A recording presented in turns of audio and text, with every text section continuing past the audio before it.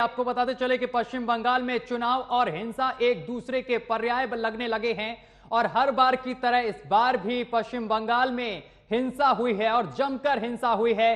कहीं आगजनी हुई है तो कहीं किसी की गोली मारकर हत्या कर दी गई है, किसी बूथ पर तोड़फोड़ हुई है तो कहीं कोई मतदान पेटी लेकर भागता हुआ नजर आया है। इस बार केंद्रीय बलों की तैनाती भी बंगाल में हिंसा रोकने में बेअसर दिखाई दी है। वहीं तमाम फोर्स उपद्रवियों को रोकने में नाकाम रहे हैं। बताते चले कि तस्वीर जो आप देख रहे हैं किस तरह पूरे बंगाल में तमाम यहां पर हिंसा हुई है। ये तमाम तस्वीरें आपको हिंसा की दिखा रहे हैं। आप देख सकते हैं किस तरीके से पोलिंग बूथों पर हिंसा की तस्वीरें हम आपको दिखा रहे हैं। तमाम जगह पर आगजनी भी की गई है। तस्वीरों में देखिए कि किस तरह पूरे बंगाल में मतदान के दौरान माहौल रहा। बताते चले कि भंगर में टीएमसी के साथ झड़प में आईएसएफ के 2 कार्यकर्ता घायल हो गए हैं। वहीं कूच बिहार में बैलेट बॉक्स में उपद्रवियों ने आग लगा दी है तो कहीं बूथों पर कैप्चरिंग की घटना भी सामने निकल कर आई है। बंगाल के मुर्शिदाबाद और कूच बिहार जिले से भी बूथ कैप्चरिंग के मामले सामने आए हैं, जहां से एक वीडियो वायरल हुआ है जिसमें साफ तौर पर देखा जा सकता है कि कैसे वहां पर बूथ को लूट लिया गया। और एक जगह से तो एक बड़ी अचंभित करने वाली तस्वीर सामने निकल कर आई है, जहां से एक शख्स ने बैलेट बॉक्स को लेकर भागता हुआ नजर आया है। तो ये तमाम तस्वीरें हम आपको दिखा रहे हैं पश्चिम बंगाल की, जहां आप देख सकते हैं कि वोटिंग के दौरान किस तरीके से हिंसा देखने को मिली है। और इस खबर पर संजय चक्रवर्ती, नेता टीएमसी, हमारे साथ जुड़ गए हैं। सर, आपका बहुत बहुत स्वागत है न्यूज वॉच इंडिया पर। जी नमस्कार। नमस्कार संजय जी, देखा गया कि पूरे पश्चिम बंगाल में आज हिंसा देखने को मिली है। करीब 13 लोगों की मौत की खबर सामने निकल कर आ रही है। आखिर ये सब क्यों उपद्रव हुआ? देखिए, ऐसा है कि आपको तो पता ही होगा कि केंद्रीय बल लगाया गया था वहां पे। बिल्कुल सर। 70,000 केंद्रीय बल वहां पे लगाया गया। और मैं तो इस चीज को अभी थोड़ी देर पहले और भी कई चैनलों में मैं बोला हूँ कि पहली बार जब चुनाव जब डिक्लेयर हो जाता है तो पूरा का पूरा आचार संहिता लग चुकी होती है और पूरा का पूरा कानून व्यवस्था चुनाव आयोग के पास चला जाता है। तो ये जिम्मेदारी चुनाव आयोग की थी, ठीक है जी। तो चुनाव आयोग की और साथ में केंद्रीय सुरक्षा बल की थी कि वो इस हिंसा को रोक क्यों नहीं पाए।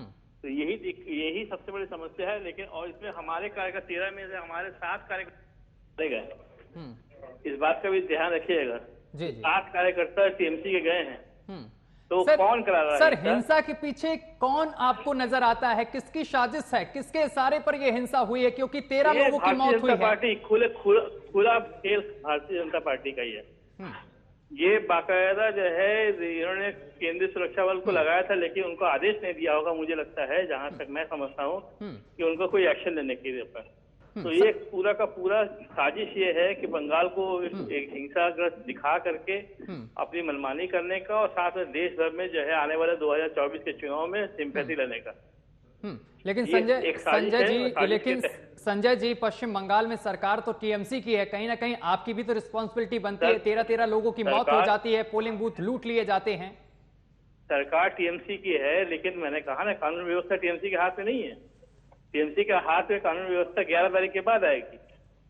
उसके बाद सबको जो है जितने लोग हैं, ऐसा नहीं कि जिन्हें चेहरे हैं सब पे ऊपर एक्शन होगा। पिछली बार भी 235 लोगों पर एक्शन हुआ है, तो इस बार भी एक्शन होगा, सब पे एक्शन होगा।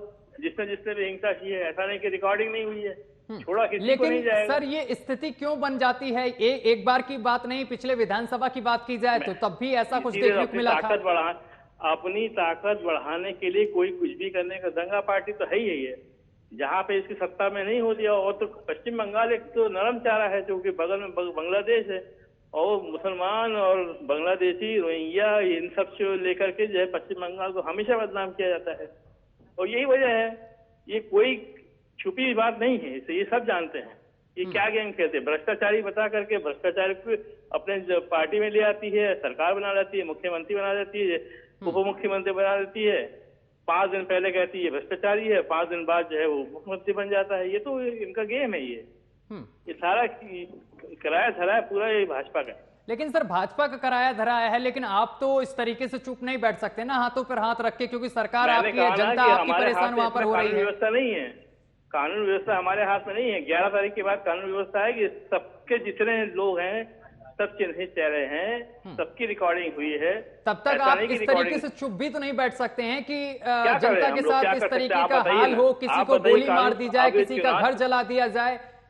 चुनाव आयोग से हम अपना कानून व्यवस्था को नहीं ले सकते हैं, हम लोग कुछ नहीं कर सकते ना, हम लोग की तो मजबूरी है। हाथ पे हाथ धरने के अलावा कोई हम लोग वो नहीं ना। भाई उनको पता था अगर ऐसा हिंसा हो सकता था, ऐसा तो नहीं कि इंटेलिजेंस इनको नहीं मिला होगा। अगर केंद्र सरकार बैठे तो इंटेलिजेंस से इनके इनपुट तो मिला होगा ना कि ऐसा कुछ हो सकता है, तो 70,000 क्यों भेजे? ऐसे 1 लाख 2 लाख 3 लाख लोग भेजते ताकि हिंसा ना होती। तो उन्होंने दिखा दिया, हमने थोड़ा भेजा भी है और तब भी हिंसा हुई है। आपको हर बूथ स्तर पे जो है फिर मजबूत करना चाहिए था। आप हिंसा रोकने के लिए अगर आपने सेंटर उसको आपने वहां पे बुलाया था, सेंट्रल फोर्सेस को बुलाया था, तो आपको पूरी तरीके से सतर्क रहना चाहिए था, खाना पूर्ति नहीं करनी चाहिए।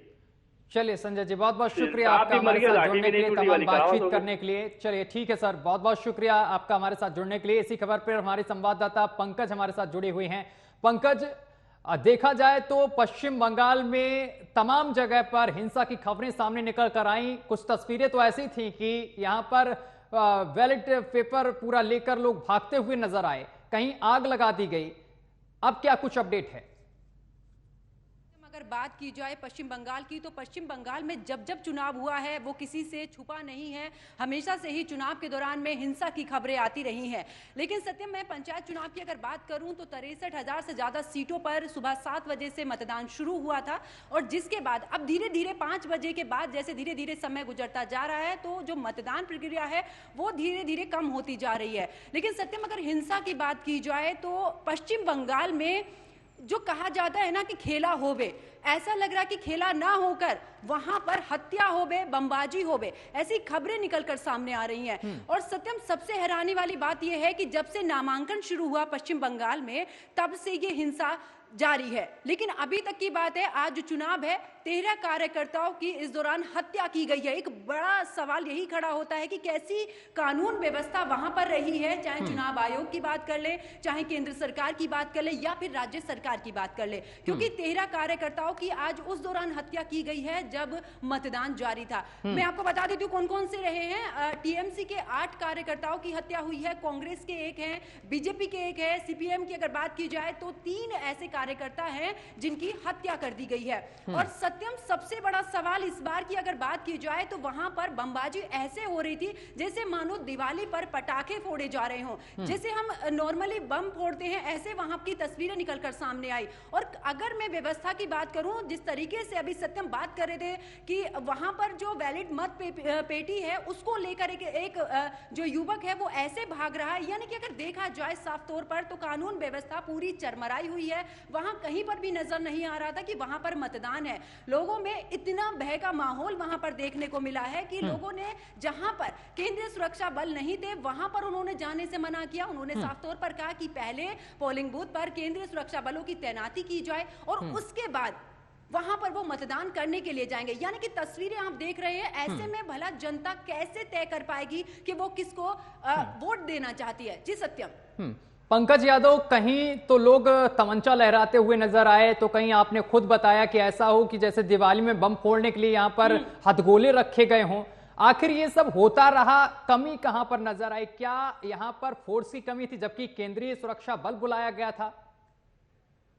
बिल्कुल सत्यम, देखिए कोई किसी एक पर हम इस चीज का ठीकरा नहीं फोड़ सकते। टीएमसी का साफ तौर पर कहना है कि जब से वहां पर चुनाव का ऐलान हुआ है तब से जो उनके जो अधिकार हैं वो सिर्फ और सिर्फ चुनाव आयोग के हाथ में है या केंद्र के जिस तरीके से सुरक्षा बल हैं। लेकिन अगर बात की जाए वहां पर कुछ ऐसी भी तस्वीरें देखने को मिली थी जहां पर बम जो हैं वो खरीदे जा रहे हैं। ऐसी तस्वीरें भी निकलकर सामने आई हैं। काफी चैनल्स ने वहां पर सर्वे किया। लेकिन सवाल ये भी खड़ा होता है सत्यम कि किसी एक दिन के लिए अगर बात करें आज ही के मतदान की, एक दिन के लिए वहां पर इतनी बड़ी फैक्ट्रीज या इतना बड़े कारखाने जो हैं वो नहीं बने हैं। यहां पर राज्य सरकार की भी जो खामियां हैं वो निकलकर सामने आ रही है, क्योंकि आपके राज्य में कहीं पर इतनी बड़ी संख्या में बम बनाए जा रहे हैं, वो खरीदे जा रहे हैं, तो उस पर नजर तो राज्य सरकार को रखनी होगी, वहां के प्रशासन को रखनी होगी। ऐसा नहीं है कि हम किसी एक या दो लोगों पर हम इसका ठीकरा फोड़ सकते हैं, नहीं। ये कानून व्यवस्था की अगर बात की जाए तो चाहे केंद्र सरकार की बात कर लें जिन्होंने सुरक्षा बल वहां पर भेजे हैं, या फिर चुनाव आयोग की बात कर लें, या फिर राज्य सरकार की, कहीं ना कहीं जो व्यवस्थाएं हैं वो पूरी तरीके से चरमराती वहां पर नजर आई है, जो साफ तौर पर आज की तस्वीर ने जो है वो हर किसी को हैरान कर दिया है। क्योंकि बमबाजी इतनी ज्यादा वहां पर हुई है, वहां पर गोलियां चल रही हैं, लोग वहां पर मतदान करने से पहले पूरी तरीके से डरे हुए हैं। तो एक अलग ही तस्वीर पश्चिम बंगाल से निकलकर सामने आई। जी सत्यम।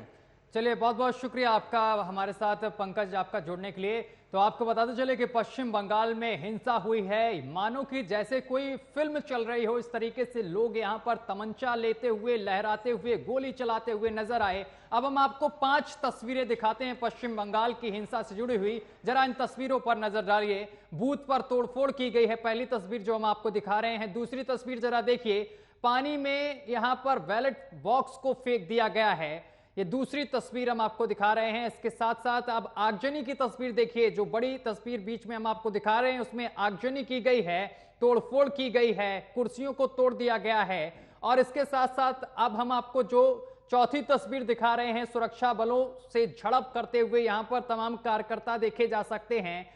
मतदान पेटी की लूट हुई है। इस तस्वीर को जरा गौर से देखिए, किस तरीके से तीर की तरीके से भागता हुआ ये युवक दिख रहा है। मतदान पेटी ली और लूट कर भाग रहा है। देख सकते हैं ये तस्वीर जो है वो बहुत तेजी से वायरल हो रही है। आखिर सवाल ये कि पश्चिम बंगाल में हो क्या रहा है। कहीं पर पानी में बैलेट बॉक्स को फेंक दिया जाता है, तो किसी बूथ पर आगजनी कर दी जाती है। सुरक्षा बल की यहां पर क्या कमी रही है, इस कारण ये तमाम चीजें देखने को मिली है। कोई पहला मामला नहीं है। पिछले विधानसभा चुनाव की बात की जाए तो ऐसा ही कुछ देखने को मिला था।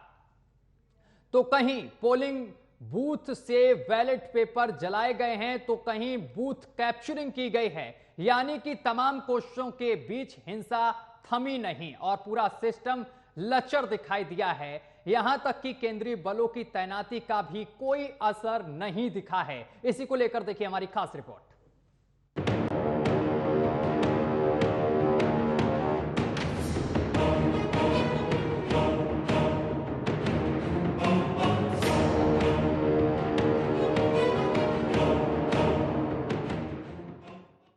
पश्चिम बंगाल की 73,887 ग्राम पंचायत सीटों में से 64,874 पर आज चुनाव हो रहा है। सुबह 7 बजे जैसे ही मतदान शुरू हुआ, चारों तरफ चीख पुकार मची। कहीं बम की आवाज से लोकतंत्र दहल रखा था, तो कहीं संवैधानिक और लोकतांत्रिक मूल्यों का होलिका दहन का नजारा सरेआम सड़कों पर दिखाई दे रहा था। दोपहर तक मतदान केंद्रों पर आपसी झड़प और गोलीबारी ने लोकतंत्र को रक्त रंजित कर दिया। सेंट्रल फोर्सेस की तैनाती के बाद भी अलग अलग इलाकों से हिंसा की खबरें आ रही हैं। कूच बिहार के सिताई में 12वीटा प्राइमरी स्कूल में बने पोलिंग बूथ में तोड़फोड़ की गई और बैलेट पेपर में आग लगा दी गई। कई जगहों पर बैलेट बॉक्स ही उठा लिया गया, तो कुछ जगहों पर सरेआम बूथ लुटेरे बैलेट बॉक्स को बुलेट की रफ्तार से लेकर भागते हुए दिखे। पिछले 24 घंटे में चुनावी हिंसा में 5 जिलों में 9 लोगों की मौत हो चुकी है। मरने वालों में 5 टीएमसी कार्यकर्ता, एक कांग्रेस कार्यकर्ता, एक सीपीआई कार्यकर्ता, एक बीजेपी उम्मीदवार का पोलिंग एजेंट और एक निर्दलीय उम्मीदवार का पोलिंग एजेंट शामिल है। ममता के खेला में 9 जून से अब तक हिंसक घटनाओं में 27 लोगों की जानें जा चुकी हैं। हुगली के तारकेश्वर में एक निर्दलीय उम्मीदवार की बेटी को गोली मार दी गई है। वहीं 24 परगना के भांगड़ ब्लॉक के जमीरगाछी में टीएमसी कार्यकर्ता ने बम फेंके। यहाँ टीएमसी के ही वोट डलवाए जा रहे थे। एकदम से भीड़ बढ़ी तो टीएमसी वर्कर्स ने बम फेंकने शुरू कर दिए। कुछ स्थानों पर लोकतंत्र के लुटेरों ने ही पुलिसकर्मियों को पकड़कर पीट दिया, तो वहीं विरोधियों को भगाते गए एक अन्य बूथ कैप्चरिंग एजेंट ने सरेआम हथियार तान दी। अब भी लगातार हिंसा जारी है। खौफ, मातम, हिंसा, आगजनी और लूटपाट के बीच लोग डरे सहमे किसी तरीके से बूथ पर पहुंचकर अपने मताधिकार के उपयोग के लिए जद्दोजहद कर रहे हैं। Bureau report, news watch India.